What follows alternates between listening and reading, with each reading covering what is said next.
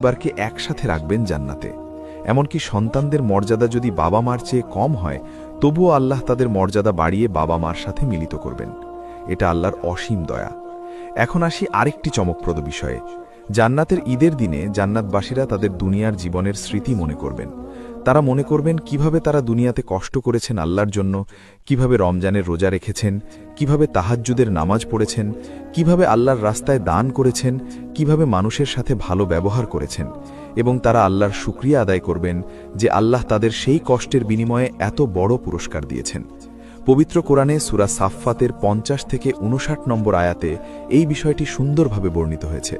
সেখানে বলা হয়েছে, জান্নাতবাসীরা একে অপরের কাছে এসে দুনিয়ার জীবনের স্মৃতিচারণ করবেন। তাদের মধ্যে একজন বলবেন, আমার একজন সঙ্গী ছিল দুনিয়াতে, যে আমাকে বলতো, তুমি কি সত্যিই বিশ্বাস করো যে মৃত্যুর পরে আবার জীবিত হবে? তখন অন্যরা বলবেন, তোমরা কি তাকে দেখতে চাও, কোথায় আছে সে? তখন তিনি তাকিয়ে দেখবেন সেই সঙ্গী জাহান্নামের মধ্যে আছে। তখন তিনি বলবেন, আল্লাহর কসম, তুমি তো প্রায় আমাকেও ধ্বংস করে দিতে। আমার রবের অনুগ্রহ না থাকলে আমিও তো তোমার সাথে থাকতাম। এই আয়াতগুলো থেকে বোঝা যায় জান্নাতবাসীরা দুনিয়ার কথা মনে রাখবেন এবং আল্লাহর প্রতি কৃতজ্ঞতা প্রকাশ করবেন। প্রিয় দর্শক, জান্নাতের ঈদের আরেকটি বিশেষ দিক হল সেখানকার পরিবেশ। আমরা দুনিয়াতে ঈদের দিনে কেমন পরিবেশ দেখি?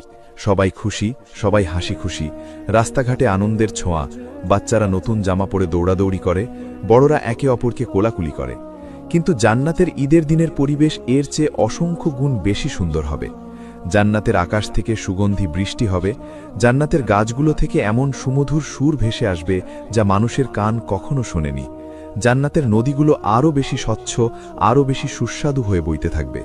পবিত্র কোরআনে সূরা মুহাম্মাদের ১৫ নম্বর আয়াতে জান্নাতের নদীগুলোর বর্ণনা দেওয়া হয়েছে। সেখানে বলা হয়েছে, জান্নাতে এমন পানির নদী আছে যার পানি কখনো দূষিত হয় না, দুধের নদী আছে যার স্বাদ কখনো পরিবর্তন হয় না, মদের নদী আছে যা পানকারীদের জন্য সুস্বাদু কিন্তু দুনিয়ার মদের মতো নেশা বা ক্ষতিকর প্রভাব নেই, এবং পরিশোধিত মধুর নদী আছে। ঈদের দিনে এই নদীগুলো থেকে বিশেষ পানীয় পরিবেশন করা হবে।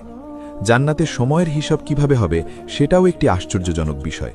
জান্নাতে কোনো বৃদ্ধ বয়স নেই, সবাই চির যৌবনে থাকবেন। হাদিসে এসেছে, জান্নাতবাসীদের বয়স হবে ৩৩ বছর বয়সী যুবকদের মতো। তারা কখনো বৃদ্ধ হবেন না, কখনো অসুস্থ হবেন না, কখনো ক্লান্ত হবেন না, এবং সবচেয়ে বড় কথা হলো তারা কখনো মারা যাবেন না। জান্নাত চিরস্থায়ী। হাদিসে এসেছে, জান্নাতবাসীদের বলা হবে, তোমরা চিরকাল বেঁচে থাকবে, কখনো মরবে না। তোমরা চিরকাল সুস্থ থাকবে, কখনো অসুস্থ হবে না। তোমরা চিরকাল যুবক থাকবে, কখনো বৃদ্ধ হবে না। তোমরা চিরকাল সুখে থাকবে, কখনো দুঃখী হবে না।